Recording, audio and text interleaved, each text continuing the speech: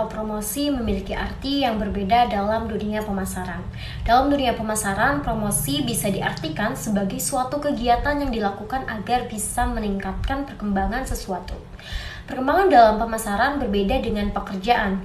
Pemasaran lebih menekankan perkembangan merek, produk, atau perusahaan itu sendiri. Promosi atau promotion dalam dunia pemasaran adalah suatu aktivitas komunikasi yang dilakukan oleh seseorang ataupun perusahaan kepada masyarakat luas. Tujuan promosi ini adalah untuk memperkenalkan produk, merek, atau perusahaan kepada masyarakat sekaligus dapat mempengaruhi mereka untuk menggunakan atau membeli produk atau jasa tersebut. Promosi menurut para ahli. Menurut J. Kismono, promosi penjualan yaitu usaha untuk mempengaruhi konsumen dan pihak-pihak lain melalui aktivitas-aktivitas jangka pendek, misalnya pameran dan pemberian contoh produk. Kemudian menurut Harper Boy mengungkapkan bahwa promosi atau promotion adalah suatu upaya yang dilakukan dalam rangka membujuk atau mempengaruhi seseorang untuk bersedia menerima produk, konsep, ataupun gagasan. Selanjutnya adalah periklanan. Periklanan adalah teknik dan praktik yang digunakan untuk membawa produk, layanan, hingga opini kepada publik dengan tujuan untuk mengajak atau membujuk publik agar dapat meresponnya dengan cara tertentu terhadap apa yang diiklankan. Tujuan periklanan: 1. Menginformasikan. Periklanan seringkali ditujukan untuk menginformasikan, baik itu mengenai produk atau layanan yang dimiliki perusahaan, ketersediaannya, harga, fitur, kualitasnya seperti apa, dan keuntungannya dari membeli dan menggunakan produk atau layanan tersebut. Kedua, yaitu membujuk. Periklanan juga dapat untuk membujuk pembeli agar dapat membeli produk atau layanan suatu perusahaan. Perusahaan dapat menggunakan iklan untuk memberitahu pelanggan bahwa produk atau layanan yang mereka miliki available dan meyakinkan pembeli untuk membelinya dengan menyampaikan berbagai keunggulan kompetitif yang ditawarkan. 3. Yaitu mengingatkan. Perusahaan menggunakan iklan untuk mengingatkan pembeli terkait keberadaan produk atau layanan yang mereka miliki, kualitas, sehingga mereka masih bisa membeli produk atau layanan tersebut di lokasi yang tersedia. Seringkali perusahaan menggunakan iklan untuk hal ini, agar pembeli dapat terus mengingat produk atau layanan perusahaan tersebut. Dunia pemasaran kian berubah dari waktu ke waktu, tentunya turut merubah bentuk-bentuk periklanan. Kini semakin banyak bentuk iklan yang dapat digunakan oleh perusahaan dalam memasarkan produk atau layanannya, seperti di billboard, internet, mailing, motion picture, host magazine, broadcast, dan lain-lain. Personal selling atau penjualan personal merupakan suatu bentuk komunikasi yang dijalin secara pribadi untuk memberikan informasi kepada pelanggan dan memujuknya untuk membeli produk yang ditawarkan. Selain itu, personal selling juga bentuk interaksi yang dilakukan secara langsung dan individu agar mampu menciptakan, memperbaiki juga, dan menguasai serta mempertahankan penjualan yang saling menguntungkan antara keduanya. Dalam personal selling harus memiliki penyampaian secara lisan atau percakapan antara satu atau lebih calon konsumen dengan penjual agar konsumen mau melakukan penjualan. Tujuan dari personal selling sendiri yaitu untuk memberi informasi detail mengenai produk atau layanan kepada calon konsumen. Harapannya, konsumen bisa lebih yakin bertransaksi berkat adanya informasi yang memadai. Ada 5 jenis personal selling. Yang pertama itu trade selling. Trade ialah penjualan yang akan terjadi saat produsen dan pedagang besar memperbolehkan pengecer dalam usaha untuk menambah jumlah distributor produk-produk mereka. Dan kedua ada missionary selling. Missionary adalah proses penjualan yang berusaha ditingkatkan dengan mendorong konsumen-konsumen untuk membeli barang dari para distributor perusahaan. Yang ketiga ada technical selling. Teknikal adalah meningkatkan angka penjualan dengan cara memberikan saran dan nasihat kepada konsumen atau membeli dari barang dan jasanya. Yang keempat ada new business selling. New business selling adalah berusaha menciptakan transaksi baru dengan mengubah calon konsumen menjadi konsumen. Jenis penjualan ini umumnya paling sering digunakan oleh perusahaan asuransi. Yang kelima ada responsive selling. Responsive maksudnya adalah penjualan yang diharapkan bisa memberikan reaksi terhadap permintaan pembeli. Dua jenis penjualan di sini yaitu road driving and retail. Promosi penjualan. Promosi penjualan adalah usaha yang menawarkan produk maupun jasa kepada calon konsumen. Dari promosi ini diharapkan bisa memberikan daya tarik agar membeli produk yang ditawarkan. Promosi penjualan dapat pula sebagai cara seseorang untuk menyebarluaskan informasi produk kepada calon konsumen.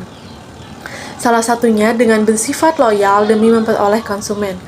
Promosi penjualan juga sebagai upaya penjual untuk menaikkan omset penjualan lebih banyak daripada sebelumnya.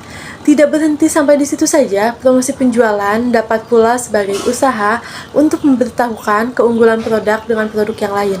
Secara tidak langsung, promosi penjualan pun sebagai bentuk untuk membangun citra produk sesuai yang kita inginkan. Ada tujuan dari promosi penjualan. Yang pertama itu memberikan informasi produk baru, membujuk pelanggan untuk beli dan mengubah kebiasaan orang, meningkatkan sales, menaikkan brand, dan menyampaikan USP produk.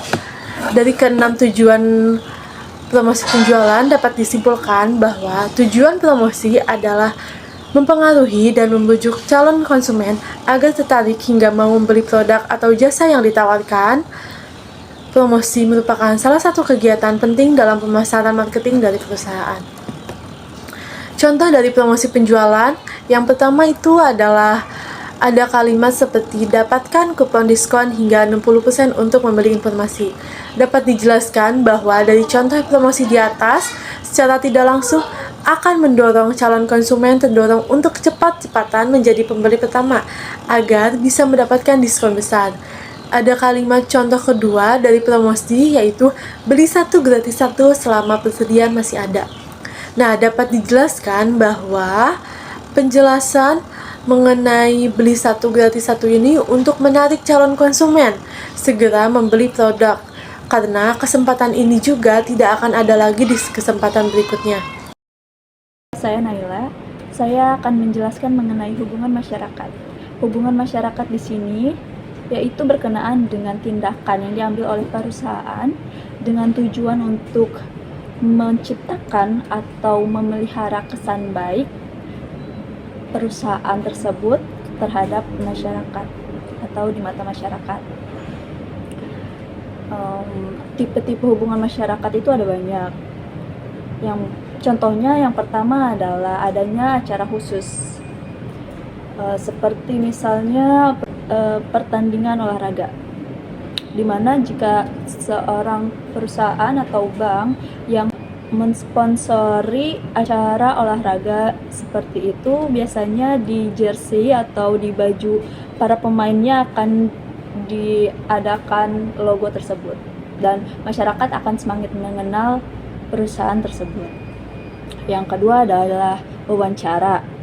Wawancara di sini seperti misalnya ada isu terhadap pelayanan bank dan juga lainnya. Wawancara tersebut dilakukan kepada pegawai-pegawai bank.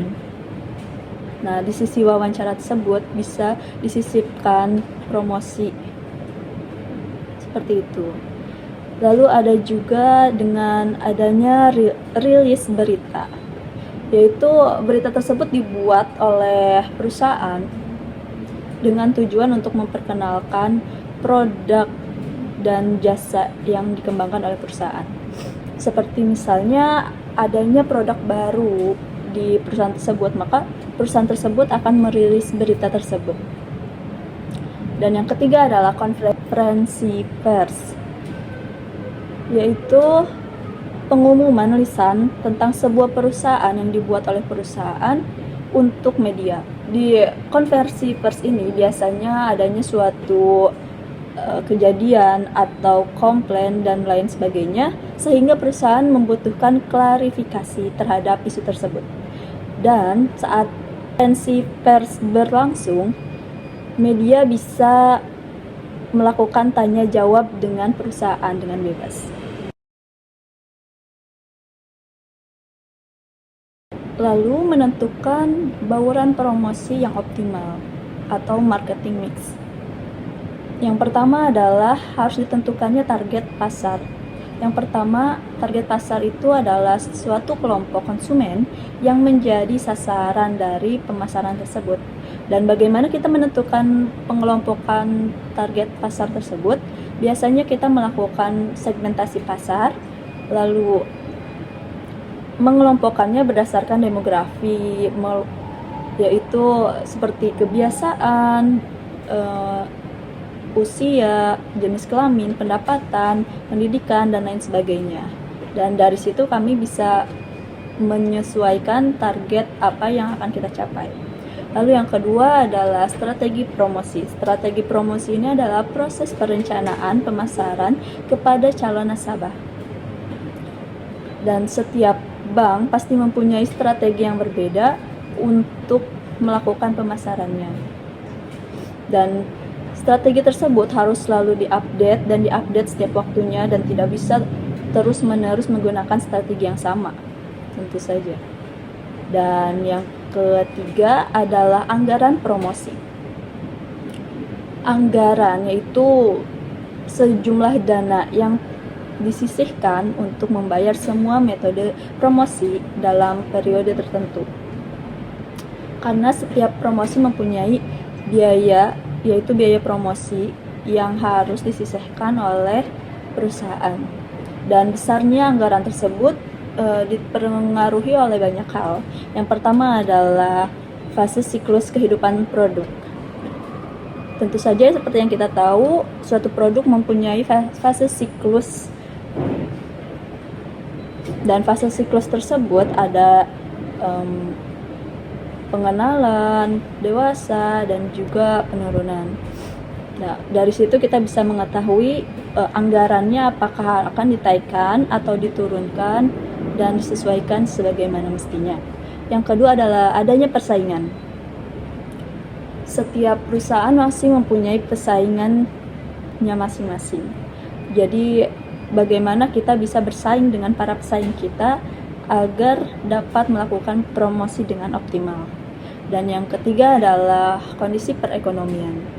Kondisi perekonomian ini bisa bersifat global, yaitu seperti kondisi perekonomian di negara kita.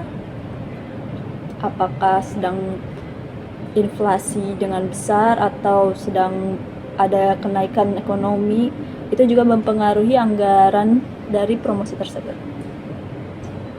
Selanjutnya akan dijelaskan oleh Georgie. Mengelola tenaga penjualan. Manajer penjualan adalah seorang individual yang mengelola kelompok perwakilan penjualan atau salesman.